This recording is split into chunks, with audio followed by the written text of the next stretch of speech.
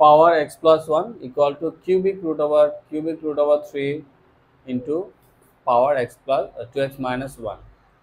এটা বাম পক্ষ, এটা ডান পক্ষ, ঠিক আছে। তাহলে এটা সমাধান করতে বললে আমরা কার মান বের করবো? কার মান বের করবো? x এর মানটা বের করবো। সমাধান মানে হচ্ছে x বা y বা z এর মান বের করতে বলবো। দুটা পক্ষ যেহেতু, সেক্ষেত্রে আমরা কি লিখবো? বা লিখবো। বা লিখে দেখো, রুট ওভারের জন্য আমরা কি ব্যবহার করি? হাফ ব্যবহার করি। রুট ওভারের জন্য কি ব্যবহার করি?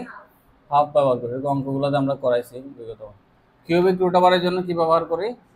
1/3। কি ব্যবহার করি?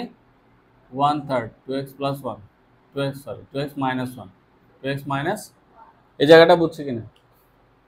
রুট ওভারের জন্য হাফ, 3 এর উপরে হাফ আসলো, আর x প্লাস 1 পাওয়ার আছে ইকুয়াল টু কিউবিক রুট ওভারের জন্য 3 এর উপরে পাওয়ার কত আসবে? 1/3 2x মাইনাস 1। একটু ক্লিয়ার?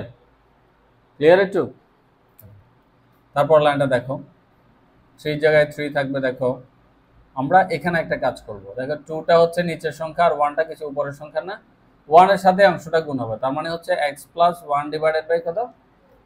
2। ঠিক একইভাবে 3, এটা হবে 3 থাকবে নিচে 3 2x মাইনাস কত?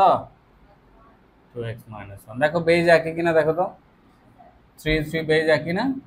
তাহলে 3 3 বেজ একই হলে কি হয়? এই বেজগুলো কি হয়? বাদ যায়। হ্যাঁ, বাদ গেলে কি থাকবে? x plus 1 divided by 2 equal to 2x minus 1 divided by কত? 3। একটু ক্লিয়ার মোটামুটি আমরা? হ্যাঁ, বাহ। তারপর একটু আর গুণন করবো, আর গুণ করবো।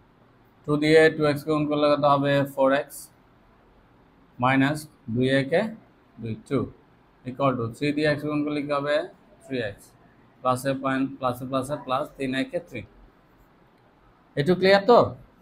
4x পক্ষান্তর করলে minus 3x equal to 3 plus কত?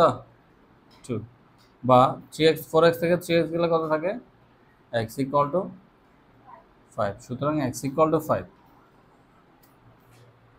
ঠিক আছে?